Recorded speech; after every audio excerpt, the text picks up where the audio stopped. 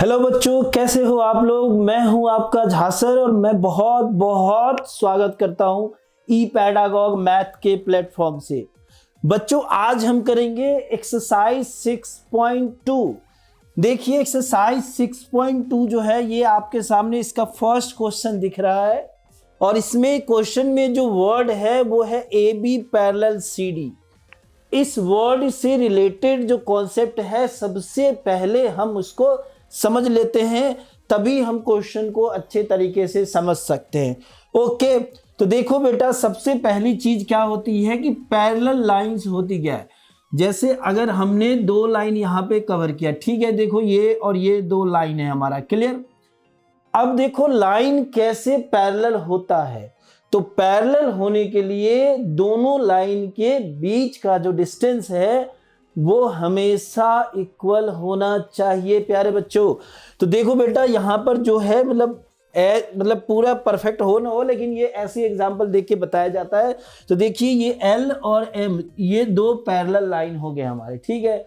अब एक कोई लाइन है जो इसको इंटरसेक्ट करती है, इस लाइन को हम ट्रांसवर्सल लाइन कहते हैं बेटा।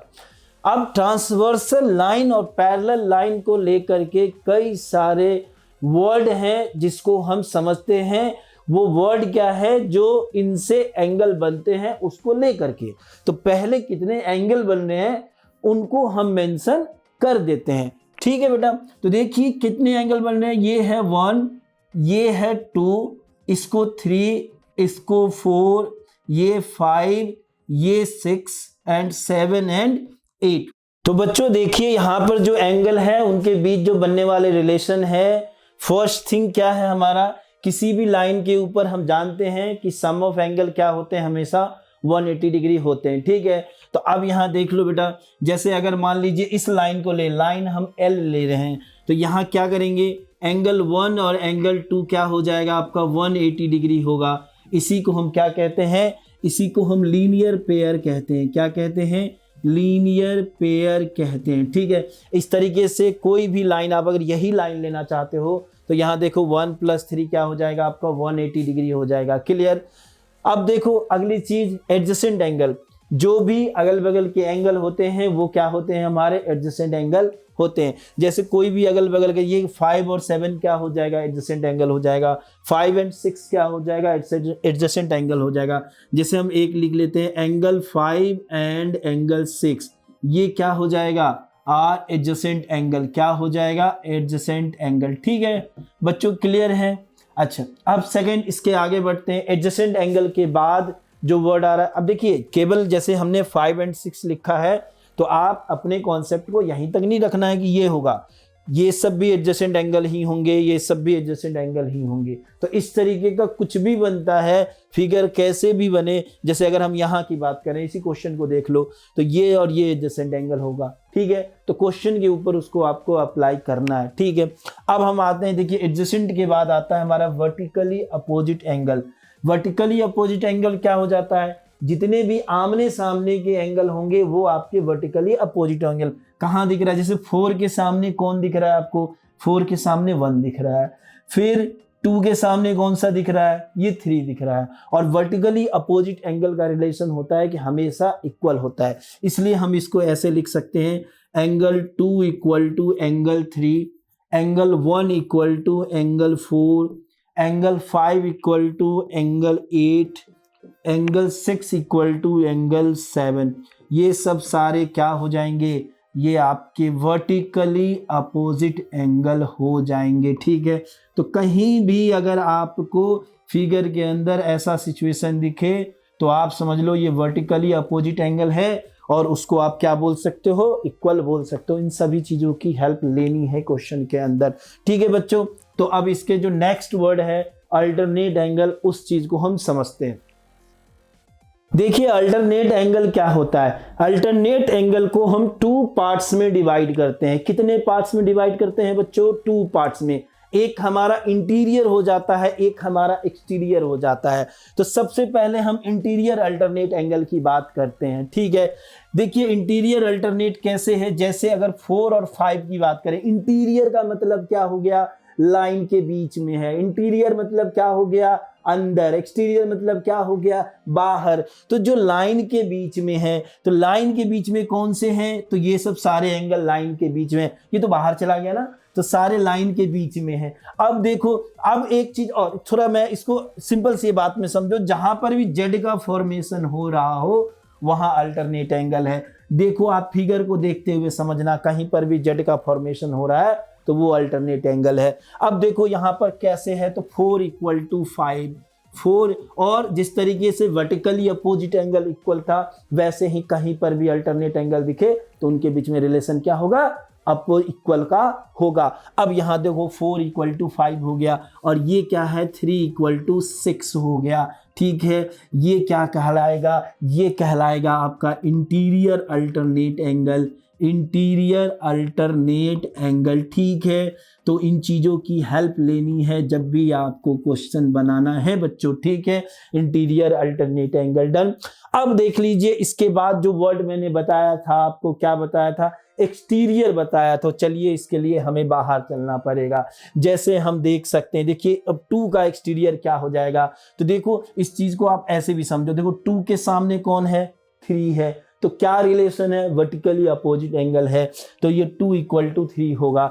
3 का इंटीरियर अल्टरनेट कौन है, 6 है। क्यों होगा, क्योंकि इंटीरियर अल्टरनेट में अभी 3 के बराबर 6 हमने पढ़ा है। और 6 का वर्टिकली अपोजिट कौन है, तो 7 है। अब दोनों लाइन के बाहर है, तो 2 के बराबर हम 7 लिख सकते हैं, 2 = हम 7 लिख सकते हैं। तो ये एक्सटीरियर देखिए अल्टरनेट एंगल का फॉर्मेशन बना रहा है। क्लियर। उसी तरह 1 का कौन हो जाएगा, 8 हो जाएगा। तो 1 का कौन होगा बच्चों, 8 होगा। तो ये क्या हो गया हमारा, exterior alternate angle. Exterior alternate angle, ठीक है बच्चों। तो आप अल्टरनेट को समझ चुके हो, और बढ़िया से एकदम माइंड में बैठा लो। बहुत ज़्यादा इसकी ज़रूरत होती है, क्योंकि फिगर में करने क्या होते हैं, सम टाइम हमें कंस्ट्रक्शन बनाने होते हैं, और सम टाइम्स ऐसे उल्टे पुल्टे टाइप में फिगर दे देता है कि अगर हम अच्छे से ना समझे तो वो हमारे लिए परेशानी का सबब हो जाता है। ठीक है बेटा, तो इंटीरियर अल्टरनेट और एक्सटीरियर अल्टरनेट एंगल हम समझ चुके हैं।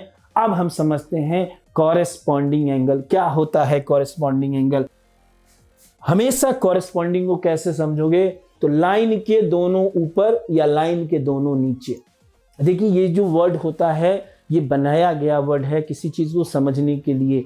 आप अपना भी कर सकते हो, वो तो सबसे बेस्ट होता है, लेकिन हम बिल्कुल वर्ड में समझने की कोशिश करते हैं, लाइन के ऊपर या लाइन के नीचे। देखो यहाँ 2 है ना लाइन के ऊपर, तो नीचे लाइन के ऊपर सेम साइड में कौन सा है, 6 है। यहाँ 1 है ना, तो यहाँ इसके लिए सेम साइड कौन है, 5 है, दोनों ऊपर है। अगर हम यहाँ 4 लेंगे तो ये लाइन के क्या है, ऊपर वाले के नीचे है, तो यहाँ भी सेम साइड में नीचे लेना पड़ेगा, यानी 4 के = 8 और 3 के = क्या हो जाएगा, 7 हो जाएगा। तो इस तरीके से हम लिख सकते हैं 1 = 5, क्या लिख सकते हैं, 1 = 5, और 2 = 6, क्या लिख सकते हैं, 2 = 6, और 3 = 7, क्या हो सकता है, 3 = 7, और 4 = क्या हो जाएगा, ये 8 हो जाएगा। ये जो बताया जा रहा है इस चीज को ध्यान रखिएगा, इनके बीच में इक्वल का रिलेशन है, तभी हम बता रहे हैं, नहीं तो कैसे हम कह देंगे कुछ भी पक्षी का नाम ले ले, उसके बारे में क्या मतलब, कोई मतलब नहीं है। तो कहीं कॉरेस्पॉन्डिंग दिखे तो आप समझ लो इक्वल है। क्या है हमारा, इक्वल है, कॉरेस्पॉन्डिंग। ठीक है, ठीक है बच्चों, कॉरेस्पॉन्डिंग एंगल, ठीक है। ये क्या है हमारा, कॉरेस्पॉन्डिंग एंगल है। तो कहीं भी ये दिखे तो आप समझ लो ये क्या है, कॉरेस्पॉन्डिंग है। और कॉरेस्पॉन्डिंग क्या होता है, इक्वल होता है। अल्टरनेट क्या होता है, इक्वल होता है। वर्टिकली अपोजिट क्या होता है, इक्वल होता है। लीनियर पेयर क्या होता है, तो सम 180 डिग्री होता है। अब हम इन सारी चीज़ों को समझ चुके हैं। अगर कुछ एक आध एक्स्ट्रा चीज़ें रह जाती है तो उसको हम क्वेश्चन के अंदर समझ लेंगे और सिंपल वर्ड में हम क्वेश्चन बना लेंगे। तो चल दो बच्चों, स्टार्ट करते हैं, हम अपने क्वेश्चन के ऊपर आते हैं। ये देखिए यहाँ पे कह रहा है, सबसे पहले फिगर हमारे पास 6.28 गिवन है, हम फिगर यहाँ से ले लेते हैं। ठीक है, अब हमें क्या करना है, हमें एक्स वाई की वैल्यू फाइंड करनी है और फिर दिखाना है कि ये भी पैरेलल सीधी है। तो बड़ा सिंपल सा क्वेश्चन है, अपने कंसेप्ट के बेस पर स्टार्ट करते हैं। देखिए यहाँ पर ये कौन सा रिलेशन है एक्स और 50 के बीच में, तो एक्स और 50 के बीच में जो रिलेशन है वो लीनियर पेयर का रिलेशन है। तो इसको हम क्या लिख सकते हैं, x plus 50 is equal to 180 degree. क्यों ऐसा हमने लिखा? क्योंकि सर हमें पता है कि ये लीनियर पेयर है हमारा। अब अगर हम x को उधर ले जाएं तो 180 माइनस 50 क्या हो जाएगा? x इक्वल टू 130 डिग्री हो गया हमारा। यही है, यानी x की वैल्यू आ गई। तो क्या y की वैल्यू कैसे फाइंड करेंगे? तो y भी बहुत सिंपल है सर, वर्टिकली अपोजिट एंगल जो होता है वो सेम होता है, अभी हमने देखा है।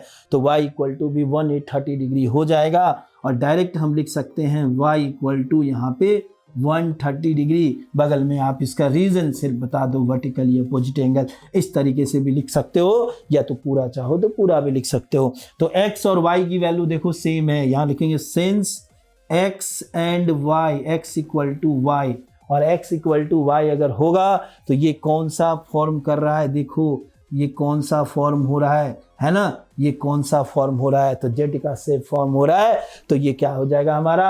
अल्टरनेट एंगल हो जाएगा। एक अल्टरनेट एंगल हो जाएगा x equal to i from above, ठीक है ना? अभी हमने निकाला है ना, तो ये क्या हो जाएगा? तो x इक्वल टू y क्या हो जाएगा? ये अल्टरनेट एंगल हो जाएगा। तो इसकी वजह से अल्टरनेट एंगल हो गया, तो इसकी वजह से क्या हो गया? ये हमारा A B parallel C D हो गया। इस चीज को भी हमने दिखा दिया। Therefore hence A B parallel C D, hence A B parallel C D, ये भी हमारा हो गया प्रूव्ड। ठीक है बच्चों, क्लियर? तो बच्चों क्वेश्चन नंबर 2 देखते हैं। ठीक है, अब यहां देखिए इसमें क्या है, क्वेश्चन में क्या है हमारे? A B parallel C D है, A B parallel C D है। तो चलिए पहले गिवन सी स्टार्ट कर लेते हैं। ठीक है, क्या है हमारे पास? A B parallel C D है। ठीक है, ओके। फिर क्या है? C D parallel E F है। क्या है? C D parallel E F है। ठीक है, ये भी है। तो ये दोनों चीजें गिवन है हमारे पास, तो इसलिए क्या हो जाएगा कि A B parallel E F हो जाएगा। ठीक है, ये इसके पैरेलल है, ये इसके पैरेलल है, तो इनका भी रिलेशन आपस में पैरेलल का हो जाएगा। ठीक है, अब देखो हमें फाइंड करना है x की वैल्यू, जबकि गिवन है y और z, और ये भी हमारे पास गिवन है कि y और z का रेशियो, y और z का रेशियो ये क्या है हमारा? 3:7 है। ये क्या है हमारा? 3:7 है।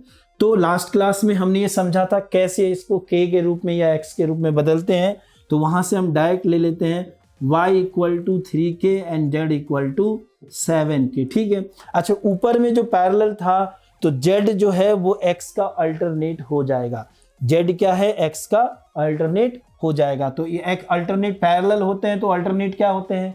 इक्वल आपके होते हैं। तो यहाँ पर हम क्या लिख सकते हैं? x इक्वल टू z हम लिख सकते हैं। क्यों? क्योंकि ये अल्टरनेट एंगल है। क्या है हमारा? अल्टरनेट एंगल है। ठीक है, ये अल्टरनेट एंगल है। ठीक है, अब इसके बाद देखो जो x z के इक्वल में, लेकिन x और y के बीच में रिलेशन क्या है? तो एक चीज यहां पर और आप समझ लो, जैसे कोई दो लाइन पैरेलल है, अगर मान लीजिए लाइन ऐसे पैरेलल है और एक ट्रांसवर्सल लाइन है आपका, तो ट्रांसवर्सल लाइन में जो सम ऑफ इंटीरियर होता है वो हमेशा 180 डिग्री होता है। कोई इंटीरियर एंगल का जो सम होता है वो 180 होता है। देखिए ये इसका भी सम हमेशा 180 होगा। तो इस तरीके से हम यहाँ पर x plus Y equal to 180 लिख सकते हैं। तो यहाँ लिखते हैं हम क्या? x plus Y is equal to 180 degree. Reason क्या है कि A B parallel C D है हमारा, A B parallel C D है। क्लियर है? अब x की जगह क्या लिखा? z लिखे ना, x z के इक्वल है, तो यहाँ हम लिख सकते हैं z plus Y is equal to 180 degree. अब z क्या है? 7k है और y क्या है? 3k है। तो चलते हैं इससे आगे बढ़ते हैं। z 7k है। देखिए z क्या है हमारा? 7k है और ये 3k है। तो दोनों मिलके क्या हो जाएगा आपका? ये हो जाएगा आपका 10k हो जाएगा। क्या हो जाएगा बच्चों? 10k हो जाएगा। ठीक है, अगर इसको हम कैंसिल करेंगे तो ये क्या बन जाएगा हमारा? 18 डिग्री बन जाएगा। क्या बनेगा बेटा? 18 डिग्री बनेगा। ठीक है, तो इसको हम 18 डिग्री करके मेंशन कर देते हैं। अब z था 7k, एक बार हम देख लेते हैं इसको।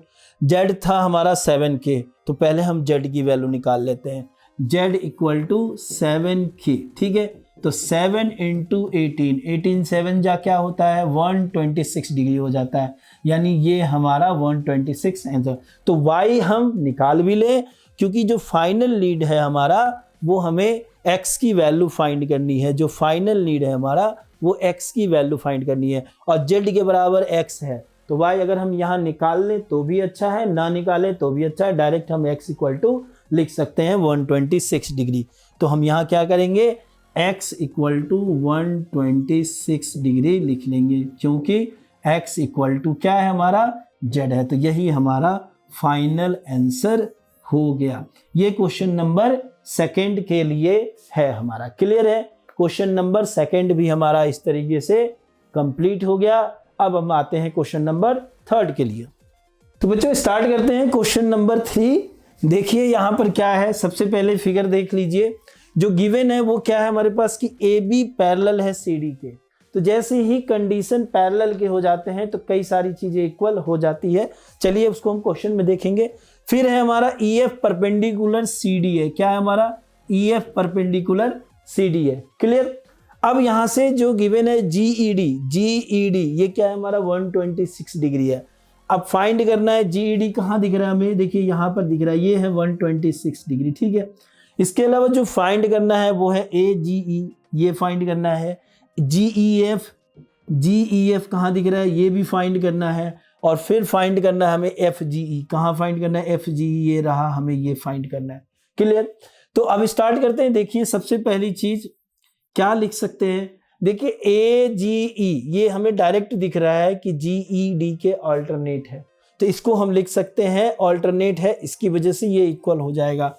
तो क्या हो गया, AGE ये क्या हो गया हमारा GED के इक्वल है। किसके इक्वल है, GED के। तो ये दोनों 126 डिग्री हो जाएंगे, और रीजन इसके पीछे क्या हो जाएगा, तो अल्टरनेट एंगल होगा।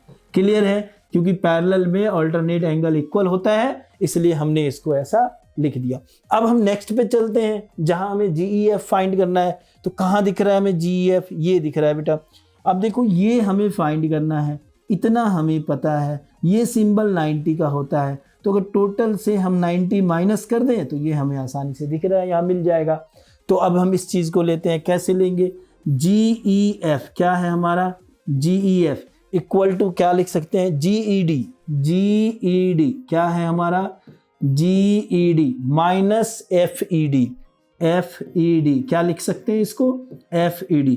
तो ये GED 126 डिग्री है और FED क्या है 90 डिग्री है। तो अगर इसको माइनस करें तो 36 डिग्री हो जाएगा। ये हमारे सेकंड वाले के लिए हो जाएगा, GEF के लिए। अब हम चलते हैं थर्ड FGE पर, FGE के ऊपर। तो FGE कैसे मिलेगा हमें, देखिए कहाँ है FGE, ये देखिए FGE। अब हमें ये 126 मिला है, तो जो ये पता है, अब हमें ये पता चल गया ये 126 डिग्री है। तो इसका और इसके बीच का रिलेशन कैसा बनेगा, लीनियर पेयर का बनेगा। तो क्या हम 180 से माइनस कर देंगे तो आसानी से मिलेगा, बिल्कुल 100% मिलेगा। यानी 180 माइनस 126, तो कितना आंसर हो जाएगा, 30 ये हो गया, इधर 30 गया, 30 में 50 हो गया, और ये 4 डिग्री इधर का, यानी 54 डिग्री हो जाएगा। तो कहने का मतलब क्या हो गया, 10 से 6 गया 4, और ये 7 से 2 गया 5 डिग्री, यानी ये 54 डिग्री हो जाएगा। तो इस तरीके से ये बड़े आसानी से ये तीनों के तीनों जो है एंगल हम पता कर सकते हैं। तो बच्चों अब हम आते हैं नेक्स्ट क्वेश्चन के लिए। तो बच्चों स्टार्ट करते हैं क्वेश्चन नंबर 4। देखिए क्वेश्चन नंबर 4 क्या है, सबसे पहले हम क्वेश्चन समझ लेते हैं। इन फिगर 6.31 देखते हैं, फिगर है यहाँ पर हमारा, और ये 6.31 फिगर है।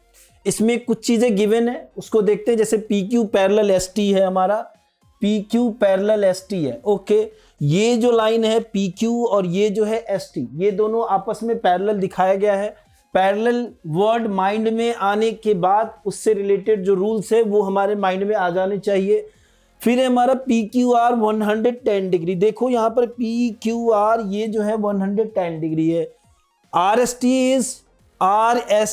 Is 130 degree. फाइंड QRS, हमें क्या फाइंड करना है बेटा, हमें फाइंड करना है QRS। कहाँ है हमारा QRS, देखो ये है हमारा QRS। ओके, अब इसके लिए एक हिंट दिया गया है, draw a line parallel to ST through point R।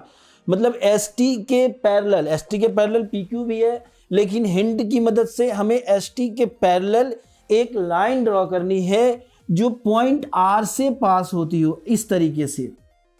ठीक है, ये तो हमारा हिंट है। देखिए इस क्वेश्चन को बनाने के एक से अधिक तरीके हैं, तो कुछ टीचर कुछ मेथड से बनाते हैं तो दूसरे टीचर दूसरे मेथड से बनाते हैं।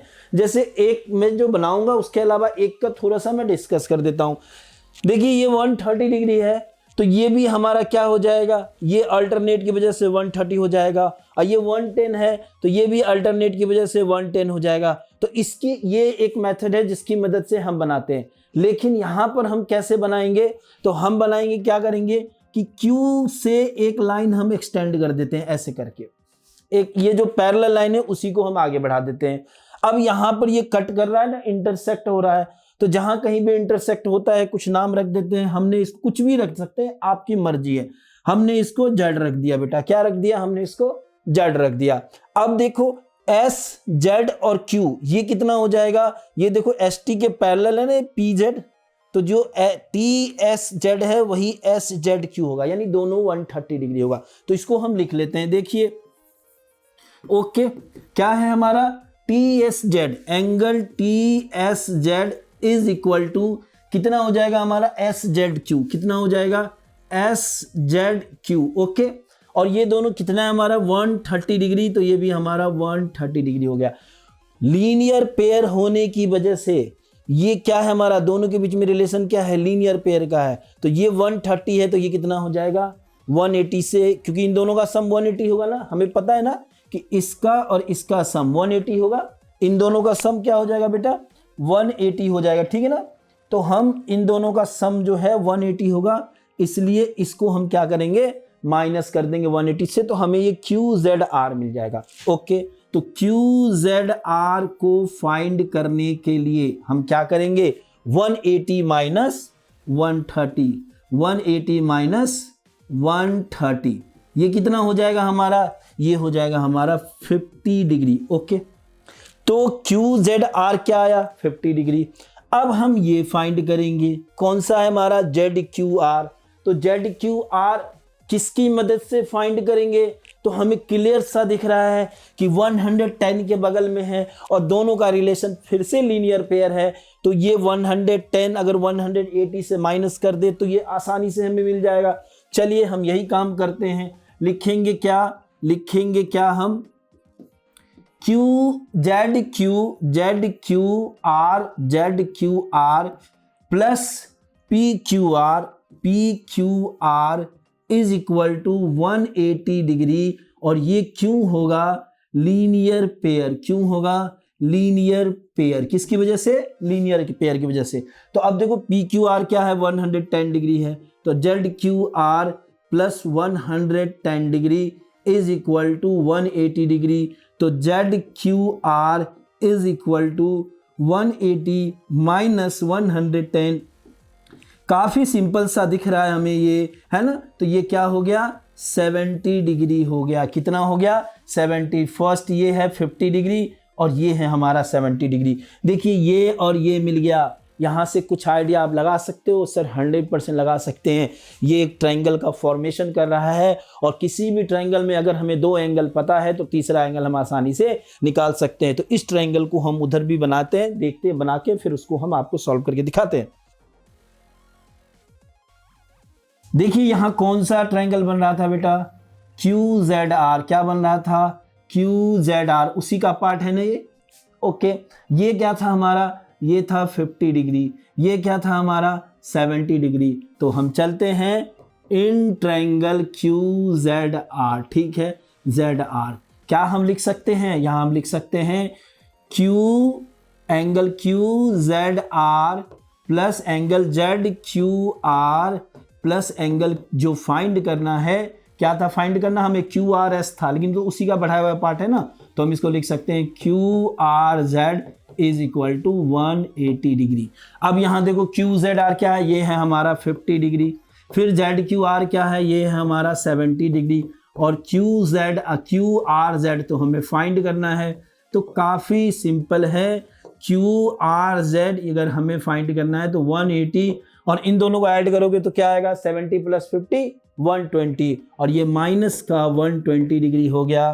तो इस तरीके से QRZ जो है वो 60 डिग्री एंगल हो जाएगा। और हमें यहाँ फाइंड क्या करना था, आप देख सकते हो यही QRS है, तो QRZ को ही तो बढ़ाया जा रहा है ना S की तरफ, तो हम इसको आसानी से ऐसे लिख सकते हैं QRZ = QRS = 60 डिग्री और यही हमारा फाइनल आंसर है। ठीक है बच्चों, तो आप देख सकते हो, देख लो इसे एक बार। इस तरीके से आसानी से हम क्या करेंगे, अल्टरनेट एंगल का, हम लीनियर पेयर का और इन चीज़ों का यूज करते हुए हम ट्रायंगल में पहुंचेंगे और ट्रायंगल लॉ से, ट्रायंगल की मदद से, जो सम ऑफ प्रॉपर्टीज होती है सम ऑफ ट्रायंगल की, उसकी मदद करते हुए ये यहाँ पर हमने 60 डिग्री फाइंड कर लिया और यही हमारा फाइनल आंसर है। तो इस तरीके से ये क्वेश्चन हमारा खत्म होता है। हम आते हैं अपने नेक्स्ट क्वेश्चन की ओर। देखो बच्चों, प्यारे बच्चों, क्वेश्चन नंबर 5 भी उसी तरीके से है, एकदम इजी सा है। आपको लग रहा होगा अच्छा ज्योमेट्रिकल पार्ट है लेकिन इजी लग रहा होगा, तो बढ़िया लग रहा होगा। तो देखो अब करते हैं, स्टार्ट करते हैं क्वेश्चन नंबर 5। देखिए फिगर 6.32 फिगर है हमारे पास। उसके बाद AB पैरेलल CD है। देखिए ये AB है और ये CD है, दोनों पैरेलल है। पैरेलल वर्ड आते ही, जैसे ही किसी पर्सन का हम नाम सुनते हैं तो उससे जुड़े हुए उसका जो कैरेक्टर है वो हमारे सामने बिल्कुल आ जाता है। वैसे ही यहाँ पे जब हम किसी वर्ड को सुनते हैं तो उससे जुड़े रूल हमारे माइंड में आ जाने चाहिए। तो यहाँ देखिए हम पैरेलल है तो पैरेलल से जुड़े जितने भी रूल्स हैं वो हमारे माइंड में आ जाएगा। अब APQ 50 डिग्री है, कहाँ है देखो APQ 50 डिग्री, ये है बेटा 50 degree, APQ 50 degree, APQ okay. फिर हमारा PRD is 127 degree, PRD 127 degree find करना है x एंड y। कहाँ है x, कहाँ है y? देखिए पहले x ये रहा और y ये रहा। x का रास्ता तो बड़ा सिंपल सा दिख रहा है, पैरेलल गिवन भी है, हमें पैरेलल दिखाना नहीं, मतलब पैरेलल है तो सीधा ये अल्टरनेट हो जाएगा, यानी x हमें एक लाइन में मिल गया। ओके चलिए लिख देते हैं इसको। तो काफी सिंपल दिख रहा है आपको, है ना ये क्लियर। अब यहाँ पे लिखेंगे AB पैरेलल CD है, since AB parallel CD, okay AB किसके पैरेलल है, CD की पैरेलल है। तो क्या करेंगे हम यहाँ पर APQ P = PQR = X = 50 degree आसानी से। क्यों? क्योंकि ये ऑल्टरनेट एंगल है। क्या है? ऑल्टरनेट एंगल है, इंटीरियर अल्टरनेट एंगल है। जितने अच्छे तरीके से आप बताना चाहो इसको बता सकते हो, ठीक है। अच्छा अब ये y कैसे निकलेगा?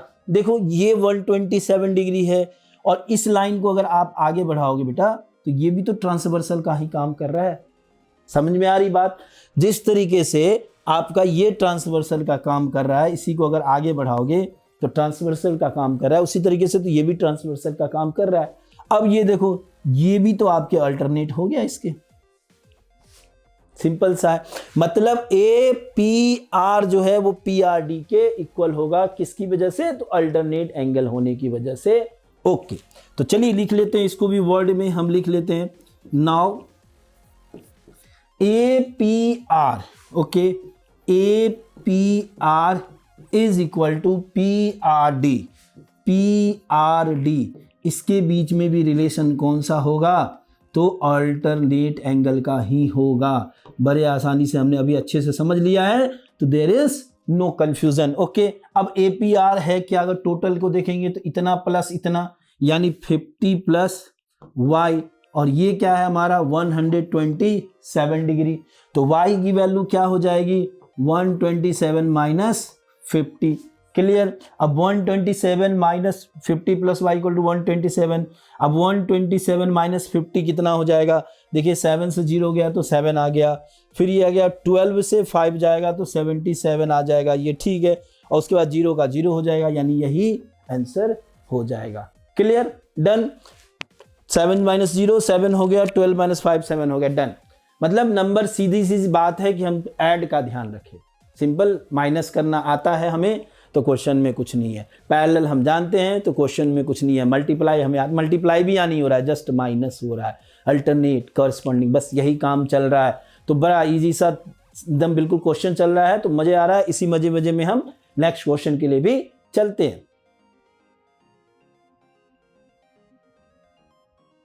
देखो बच्चों, क्वेश्चन नंबर 6 है, ये भी बहुत आसान है, कुछ भी नहीं है, क्वेश्चन के पैराग्राफ को नहीं देखना है, सिंपल मैं यहाँ जो आपको क्वेश्चन समझाऊंगा उसको समझ लेना है, थोड़ा सा हमें मैथ के साथ साथ फिजिक्स में घुस जाना है, बस इतनी सी बात है, ठीक है। तो कोई दिक्कत वाली बात है ही नहीं। अब यहाँ देखो फिगर है 6.33, ये रहा फिगर हमारा। पहले क्वेश्चन समझ लेते हैं अच्छे से। PQ and RS are two mirror placed parallel to each other. दो मिरर है PQ और RS, ओके, एक दूसरे के पैरेलल रखा जाता है, दो मिरर को एक दूसरे के पैरेलल रखा जाता है। समझ में आ गया, कंडीशन समझ गए, रियल सिचुएशन में समझ गए, okay. In an incident ray AB strikes the mirror PQ at B, मतलब एक AB रे है, PQ मिरर पे स्ट्राइक करता है, reflected ray moves along the path BC, जो रिफ्लेक्ट होता है मतलब इंसिडेंट होगा रे तो रिफ्लेक्ट होगा ही, तो ये BC जो है इसके पैरेलल चला जाता है, ठीक है। फिर यहाँ अगर and strike the mirror RS at C, RS mirror को C पर स्ट्राइक करता है, फिर and again reflect the back along CD, और फिर से CD के साथ साथ चला जाता है। Prove that AB parallel CD, यही प्रूफ करना है हमें। एक बार क्वेश्चन को समझ लीजिए, ये PQ RS दो पैरेलल मिरर है, लाइट इधर से आती है, टकराने के बाद इधर से चली जाती है, फिर RS पे C पॉइंट पे टकराती है और फिर CD के साथ चली जाती है। एकदम आसान सा है। देखिए शुरुआत कैसे कीजिए, अगर आप इसको x मान लो, मान लिया क्या है PBX है, तो बेटा फिजिक्स का लॉ क्या है, ऐसे तो ये 9th 10th में अच्छे से बताया गया है, लेकिन आपको 7th 6th 5th से ही पढ़ाया जाता है। एंगल ऑफ इंसिडेंस बराबर angle of reflection, angle of incidence बराबर एंगल ऑफ रिफ्लेक्शन, इसी को I बराबर R कहते हैं ना। तो ये अगर जितना है उतना ही ये होगा, क्लियर। ये पैरेलल वाला इस चैप्टर से हम पढ़ रहे हैं, तो इसके ये अल्टरनेट दिख रहा है तो ये भी उतना ही होगा, यहां टकरा रहा है फिर वापस जा रहा है तो ये भी इतना ही होगा, ठीक है।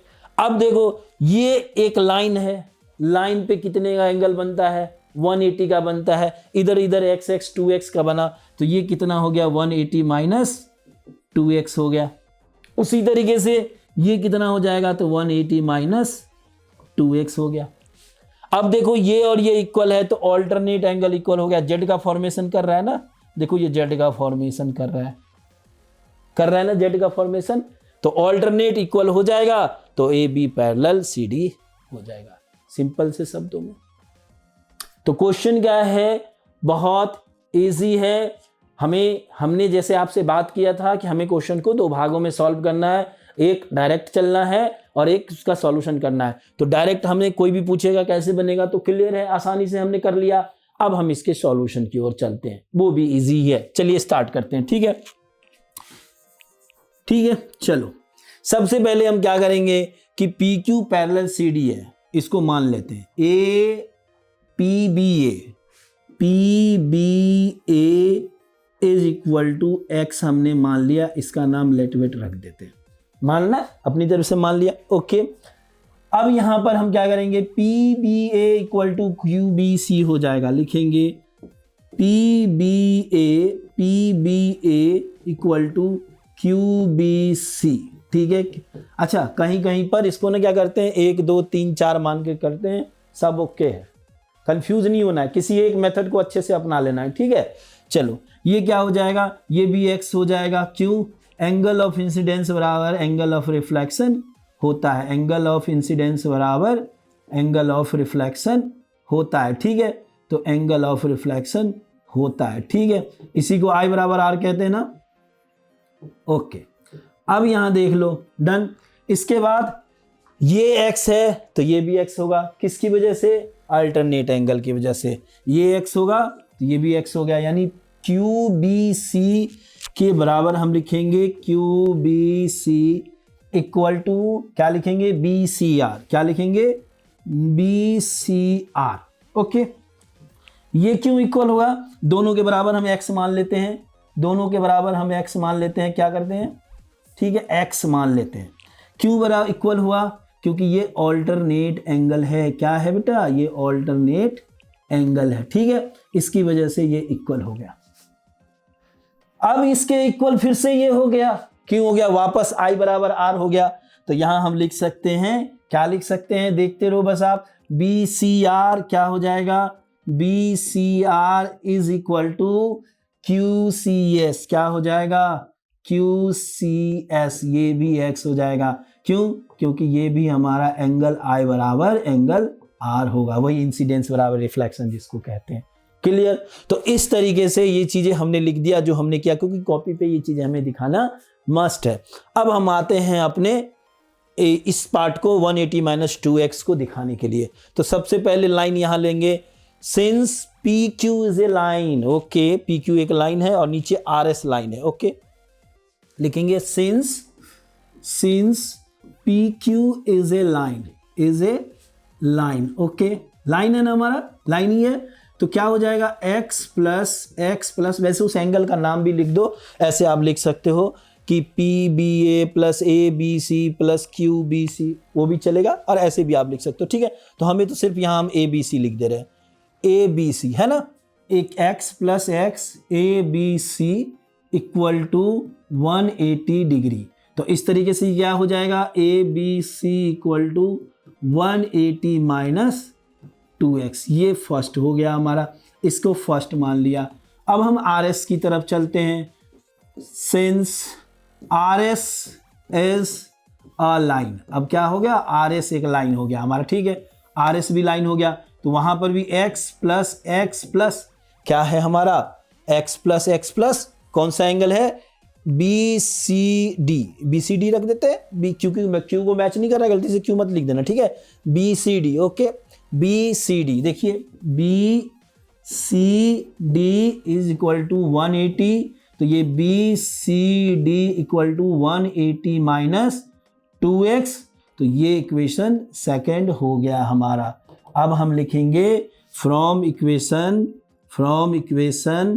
फर्स्ट एंड सेकंड, किसकी मदद से बेटा, फर्स्ट और सेकंड की मदद से। तो ABC is equal to BCD, क्या है, दोनों अल्टरनेट एंगल है, क्या है हमारा, हो गया अल्टरनेट एंगल हो गया। तो अल्टरनेट एंगल होने की वजह से AB पैरेलल, क्योंकि किसका अल्टरनेट हुआ है, आप देख सकते हो किसका अल्टरनेट हुआ, यही हो रहा है ना। तो इससे जुड़ने वाले लाइन कौन से, एक ये है एक ये है, तो AB पैरेलल CD हो गया, क्या हो गया हमारा, AB पैरेलल CD हो गया, यानी ये प्रूव्ड है।